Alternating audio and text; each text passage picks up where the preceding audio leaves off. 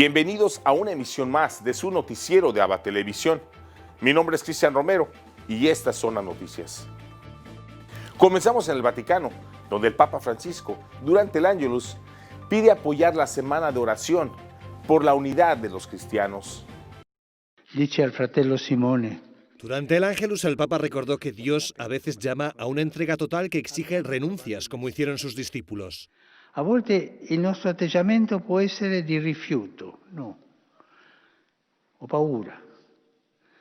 Rifiuto perché essa ci sembra in contrasto con le nostre aspirazioni. E anche la paura perché la riteniamo troppo impegnativa, scomoda. No, non ce la farò, meglio di no, meglio una vita più tranquilla, sì, Dio lì, io qua.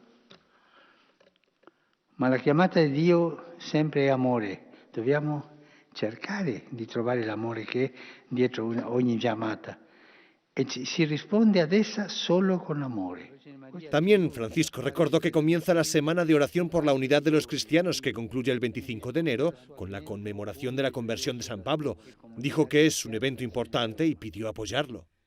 In questi giorni preghiamo concordi affinché si compia il desiderio di Gesù che tutti siano una sola cosa, l'unità, che sempre è superiore al conflitto.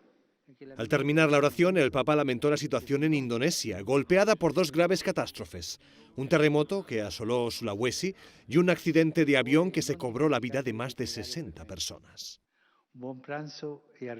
Ahora les presentamos la historia de la semana de oración por la unidad de los cristianos. La Semana de Oración por la Unidad de los Cristianos fue una iniciativa que fue cobrando fuerza con el paso de los años. En 1908 el reverendo protestante Paul Watson lo organizó por primera vez, aunque en el pasado ya hubo proyectos similares. Con el paso del tiempo, distintas confesiones cristianas se fueron sumando a la iniciativa, entre ellas la Iglesia Católica, oficialmente en 1968. En el hemisferio norte se celebra del 18 al 25 de enero, desde la antigua fiesta de la Confesión de San Pedro hasta la fiesta de la Conversión de San Pablo. Desde hace años en Roma el Papa la clausura en la Basílica de San Pablo Extramuros, con líderes cristianos de otras confesiones. En el hemisferio sur, como la Conversión de San Pablo suele caer en vacaciones, se celebra en otro momento, por ejemplo, en torno a Pentecostés. El lema de este año es «Para que todos sean uno», del Evangelio de San Juan. In questi giorni preghiamo concordi affinché si compia il desiderio di Gesù che tutti siano una sola cosa, l'unità, che sempre è superiore al conflitto. Cada año un grupo cristiano distinto se encarga de elaborar los textos que todos reflexionarán. Este año ha sido la comunidad monástica de Grandchamp, en Suiza, formada por religiosas de distintas iglesias cristianas y de fuerte vocación ecuménica. En el mundo hay 2.400 millones de cristianos. La mayoría pertenecen a una de las tres grandes ramas: católicos, ortodoxos y protestantes. Estas religiosas siguen ayudando a los enfermos a pesar de los peligros de la pandemia.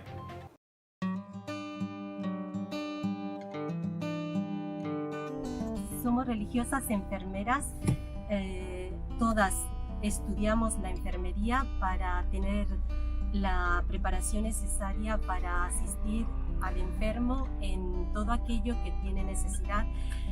Puede ser una enfermedad grave, una enfermedad contagiosa, y podemos administrar medicamentos intramúsculo y también por sueros. Tenemos como costumbre hacer una visita a la familia, a la casa del enfermo, para ver en qué condiciones se encuentra. Si el enfermo es muy grave o la gravedad es de menor grado, la Madre Superiora es la que decide qué hermana puede ir a hacer la asistencia. ¡Mamma che cielo! Sí. Son Siervas de María, ministras de los enfermos, una congregación fundada en España en 1851 por la Madre María Soledad Torres Acosta. La pandemia no ha frenado su dedicación constante a los enfermos de Roma. La Madre Soledad nos dejó como lema la asistencia a los enfermos, la caridad y ver a Cristo en el enfermo. Entonces, viendo la necesidad, no nos podíamos replegar en nosotras mismas. Y sí, con un poco de miedo, pero salimos todas las noches a cuidar a nuestros enfermos. Adesso ci proviamo di alzarsi Acabamos de ver a la señora Pina, que tiene 92 años, es viuda, tiene un hijo, pero tampoco está bien de salud, entonces no puede visitarla con frecuencia. Y desde hace un tiempo le estamos siguiendo con la terapia, inyecciones al pie, inyecciones porque al pie tiene la úlcera y a veces le duele bastante. Recorren las calles de Roma entre el tráfico y van de la casa de un enfermo a otro. No solo les llevan medicinas para el cuerpo, también para el alma. Cuando le escuchamos y tratamos de comprender sus problemas y dificultades, su serenidad es aún mayor. Entonces, muchas veces no es necesario ni decir gracias. Una sonrisa o una mirada nos hace entender que esa noche la pasará bien. Vamos a visitar a la señora Cecilia. Es una persona enferma desde hace 47 años, pero en estos momentos se encuentra bastante bien.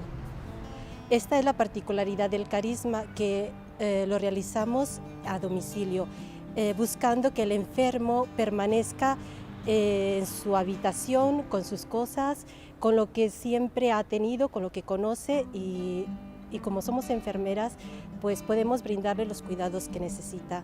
¿Ha sentito suo figlio? Sí.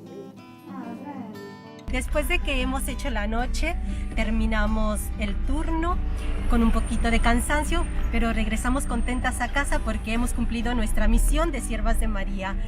Y cuando llegamos a casa, lo primero que hacemos pues es ir a la iglesia para celebrar juntas la Eucaristía y juntas damos gracias a Dios por el carisma tan hermoso que nos regaló la Madre Soledad. Y así estas religiosas viven día tras día, entregadas en la atención a los enfermos y sus familias, para llevarles consuelo y demostrarles que no están solos. Arrivederci. A continuación tenemos el agrado de presentarles una reflexión del Evangelio del Día, a cargo de nuestro director general, Jaime Sevilla. En el Evangelio de hoy, tomado del capítulo 2 de San Marcos, seguimos meditando nosotros estos reclamos de los fariseos hacia Jesús. Y es porque los fariseos cortaron unas espigas en sábado y se las comieron. Recuerdo la frase del cardenal Ramazzini que dice: cuando lo legal no va de acuerdo a la justicia, deja de ser legal. Y es el resumen de lo que da Jesucristo en el Evangelio. De que el rey David en tiempo de hambre entró al templo y comió los panes que solo los sacerdotes tenían autorizado comer. Comió él y le dio a sus compañeros. Y Jesús le dice: el sábado es para el hombre. O sea, el hombre, si hay una necesidad superior, no importa que vaya en contra de una ley humana, lo más importante es respetar la ley divina. Hay personas que les toca llegar a esos extremos de quitarle o de robar algo ajeno con tal de dar de comer a sus hijos o que su familia no muera de hambre. ¡Qué injusticias que vemos en muchos pueblos del mundo, donde los grandes ricos tienen todo lo necesario y sobreabundancias, y sin embargo los pobres no tienen ni qué comer? Y cuando esas personas pobres van y cortan algún fruto de los campos para poder dar de comer a sus hijos, algunas veces las autoridades los meten preso y los hacen pagar tantos años de cárcel o días o meses, sin darse cuenta de la injusticia que están cometiendo, porque sobre esa acción prevalece el derecho a la comida, el derecho a la vida, el derecho a llevar el pan a la mesa. Así está nuestra sociedad, toda errónea, equivocada. Pidámosle al Señor que nos dé la gracia de poder luchar por la justicia, para que aquellos que no tengan logren llevar algo a la mesa para poder comer. Aquellos que no tienen un techo logren llevar algo a la casa, o logren construir una casa digna donde poder vivir, para que aquellos que no tienen nada logren tener algo. Que así sea.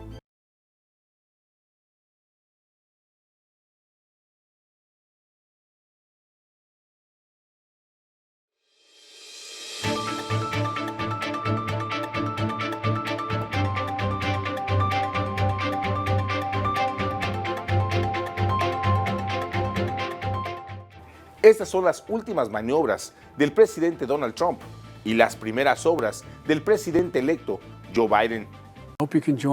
Las palabras claves para Joe Biden después de ser nombrado presidente serán órdenes ejecutivas. De hecho, se dice que el mandatario entrante tiene intención de emitir decenas de decretos ya desde sus primeros días para marcar un punto de inflexión en una nación azotada por la pandemia, la recesión económica, las luchas raciales y ahora las secuelas del asalto al Capitolio. El diario Washington Post y The New York Times, que informa haber interceptado una carta del jefe de gabinete de Biden, Ron Klain, señalan que el demócrata pedirá el reingreso al Acuerdo Climático de París y al OMS, reunirá a las familias migrantes separadas en la frontera, así como extenderá los permisos de DACA.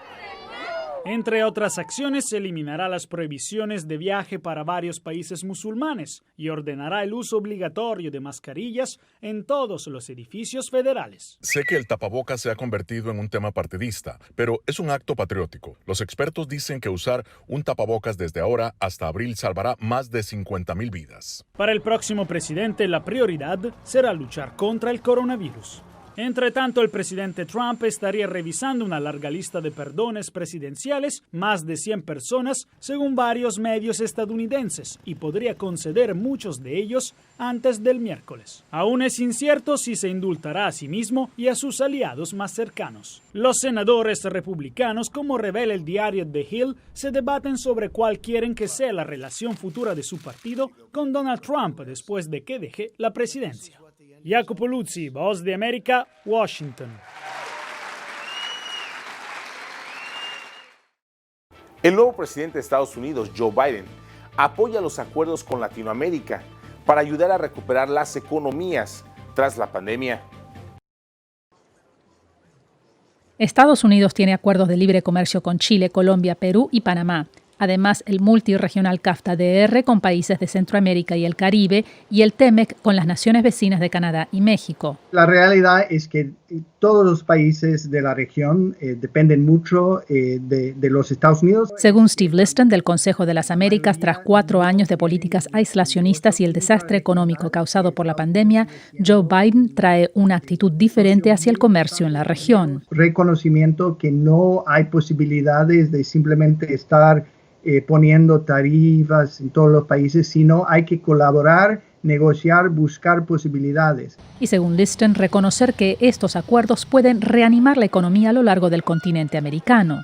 De los acuerdos de libre comercio que tiene Estados Unidos con Latinoamérica, ¿en cuáles debería la nueva administración enfocarse primero? En el acuerdo con México y Canadá, en términos de abrir sectores, en términos laborales, en términos de medio ambiente. Es el modelo para, creo yo, para acuerdos comerciales en el futuro para Estados Unidos. Biden, que viajó 16 veces a Latinoamérica como vicepresidente, podrá demostrar su compromiso con la región en la Cumbre de las Américas a realizarse este año en Estados Unidos. Yo creo que entiende la importancia que tiene la región para Estados Unidos en términos tanto geopolíticos como económicos.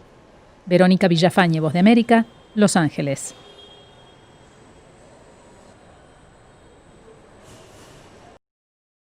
Sala Constitucional de El Salvador ordena a la Iglesia Católica que dé acceso a los archivos del Mozote. La Iglesia Católica debe facilitar a instancias como la Fiscalía y el órgano judicial el acceso a los archivos de la extinta Oficina de Tutela Legal del Arzobispado. Así lo ordena expresamente una resolución de la Sala de lo Constitucional de 2016, de la cual es firmante el ex magistrado Rodolfo González. No se puede despojar a la Iglesia de esos archivos, tienen que estar ahí, pero tiene la obligación de colaborar cuando sea requerido sobre todo dijimos por los tribunales y con la finalidad de esclarecer responsabilidades. González explica que la resolución es totalmente opuesta al argumento del arzobispo de San Salvador, quien se basa en esa sentencia para no permitir que el próximo 25 de enero el juez del caso El Mozote inspeccione los archivos. Por ejemplo, la Fiscalía General de la República llegó con una orden de un juez para allanar los archivos. Luego, Derechos Humanos también querían allanar los archivos. Nosotros les dijimos que no podían hacer eso. Nadie puede penetrar, violar los archivos de esa manera, o llevárselos, secuestrarlos. La verdad es que aunque la sentencia no lo dijera, pero lo dice, que hay un deber de colaborar. En menos de un mes, el arzobispo cambió de opinión sobre el acceso que se debe brindar a los documentos sobre la masacre perpetrada por el ejército en 1981. En diciembre, se mostró comprometido con exponer la verdad y reclamó al gobierno. Y ojalá los archivos que se han perdido aparecieran, para de nuevo que se haga justicia en favor de las víctimas. Rodolfo González considera que las víctimas pueden pedir a la actual sala que dé seguimiento a la resolución. Pero es el mismo tribunal que dictó el fallo a que aclare si esta negativa viola la sentencia. La sentencia de 2016 impidió que los archivos de tutela legal fueran declarados como bien cultural. Con ello, la Iglesia Católica puede resguardarlos, mas no ocultarlos a quienes buscan esclarecer los crímenes de la guerra. Para Teleprensa, Canal 33, Adriana González. Ahora nos vamos a Sudamérica con nuestro amigo el padre Manuel Rodríguez Rodríguez, misionero claretiano de nuestra cadena hermana JN19 Televisión, con un reportaje especial desde Lima, Perú, de lo que está ocurriendo en ese país. Reporta para la cadena de televisión ABA y JN19 del Perú el padre Manuel Rodríguez Rodríguez, misionero claretiano desde Lima. Hoy, día 19 de enero, tenemos los siguientes datos sobre fallecidos. El Ministerio de Sanidad nos reporta lo siguiente. Durante toda la pandemia han fallecido un total de 38.931 personas. 38.931 personas. Es decir, el número de hogares en duelo, con sufrimiento y con pena. En las últimas 24 horas han fallecido 60 personas. A 82 días de las elecciones generales que tendrán lugar el 11 de abril, el Consejo de Estado se ha reunido y ha dado ya las normas de protocolo para la campaña electoral. En esta campaña, por ahora, el que tiene más probabilidades, más votos, es George Forsyth. Es un alcalde, o exalcalde de La Victoria, antes también futbolista, muy entregado, y no sabemos en qué quedará. Los que están internados son muchísimos. Las camas UCI están ya totalmente saturadas. Hay como 216 personas que cada día se internan por esta enfermedad. Está avanzando esta segunda ola de una manera vertiginosa y incluso pues falta personal médico. Han fallecido 165 médicos por esta pandemia, 31 están todavía en UCI y se necesita personal que atienda a los enfermos, no solamente de coronavirus, sino de otras enfermedades que siempre hay y a veces están un poco relegadas. Vuelve a haber colas para recibir oxígeno, especialmente en el Callao, donde dan el oxígeno a un precio justo, moderado, colas enormes, porque es otra vez necesario, tanto en casas como en clínicas y hospitales, el oxígeno para la respiración de nuestros enfermos. Los miembros de mesa, aparte de ser vacunados, van a recibir cada día o ese día 120 soles como bono de compensación. Estamos celebrando la Semana de Unidad por los cristianos, para que todos formemos el cuerpo de Cristo, uno solo. Los padres palotinos están presentando una exposición ambulante sobre el fundador, San Vicente Palotti, cuya fiesta es el día 22 de este mes. Reportó para ustedes el padre Manuel Rodríguez, misionero claretiano desde Lima.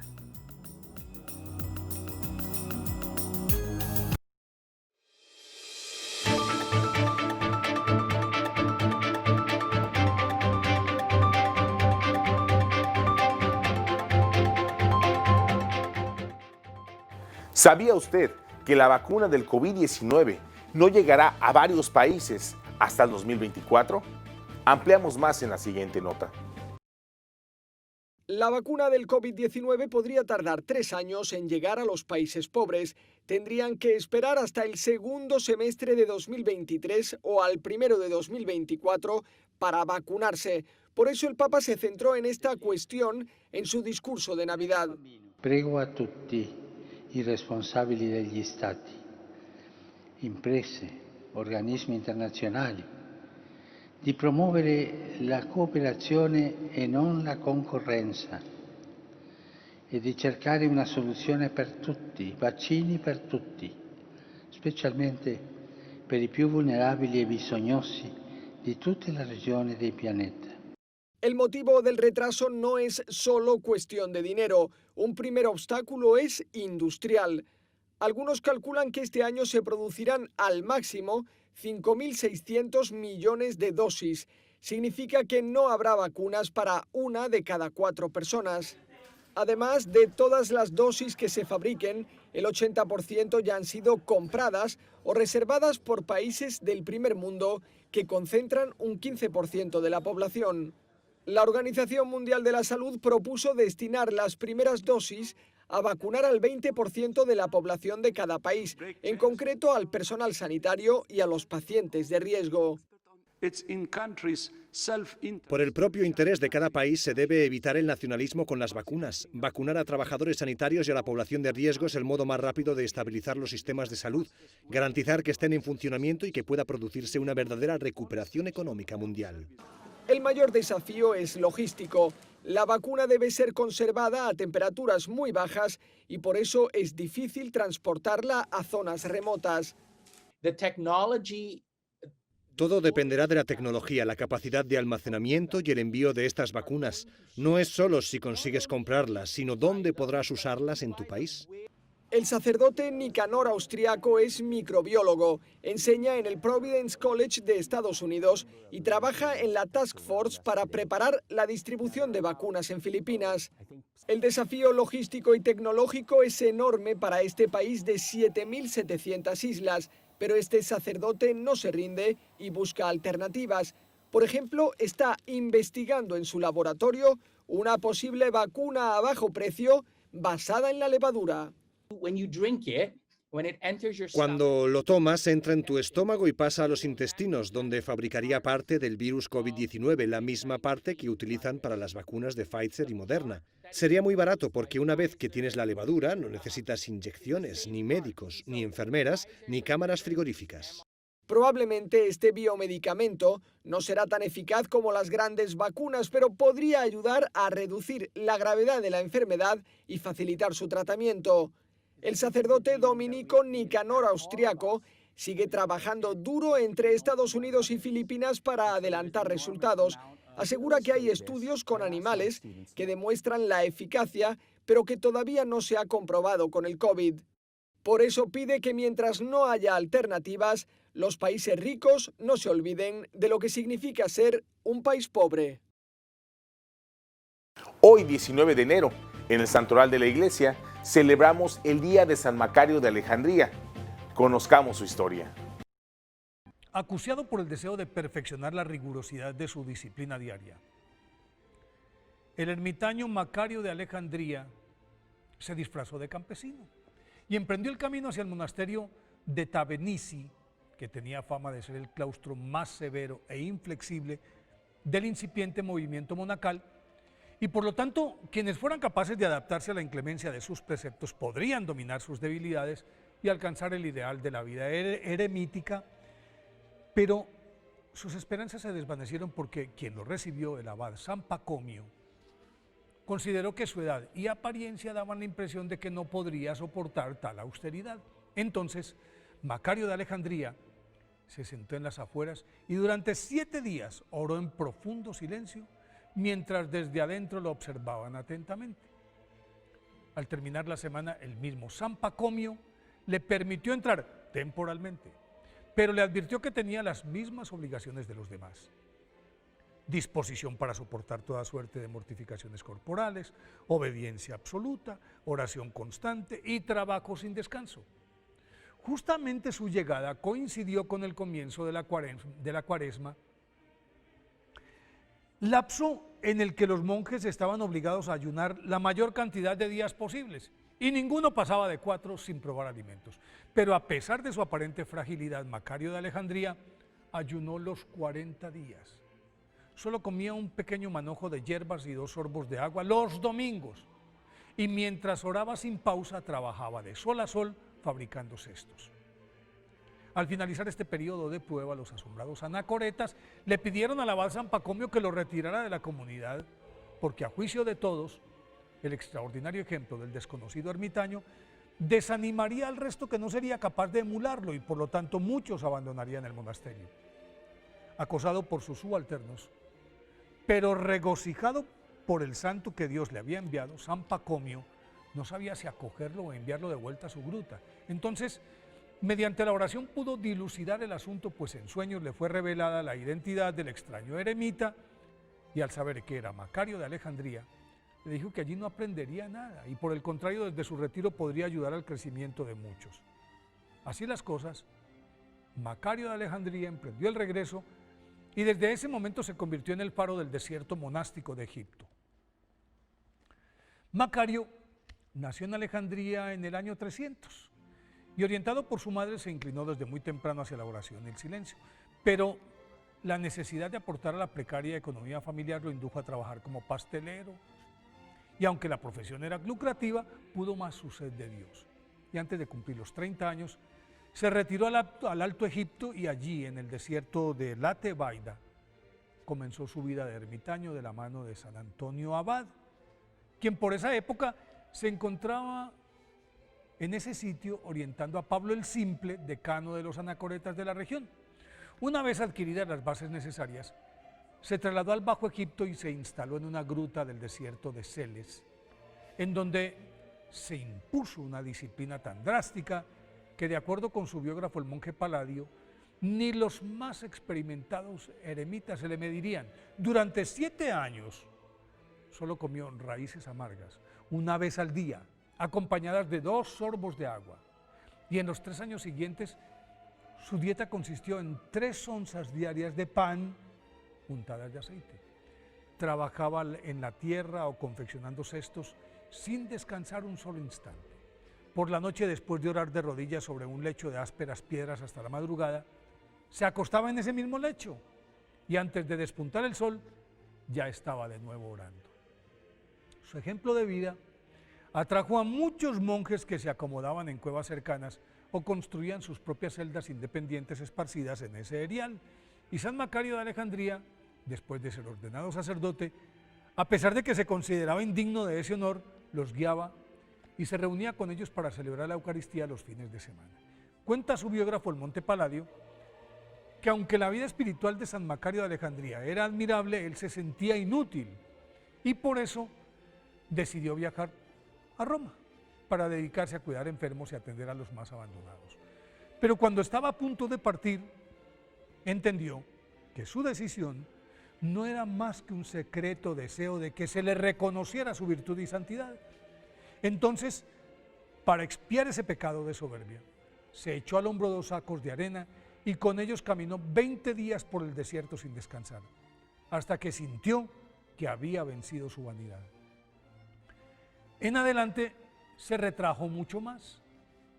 No obstante la fama de su santidad, llegó a oídos de Lucio, el obispo arriano de Alejandría, quien lleno de envidia lo desterró a una pequeña isla del delta del Nilo en compañía de Macario el Viejo, otro de los padres del desierto, con el que San Macario de Alejandría, ojo, no confundirlos, sostenía desde hacía muchos años una relación de amistad y consejería espiritual.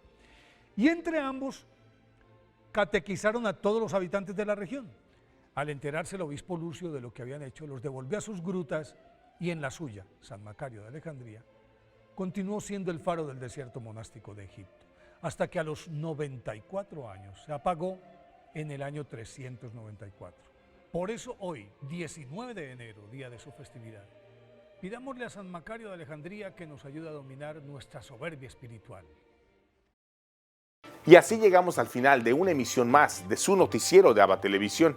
Muchas gracias por su preferencia y continúen con nuestra programación.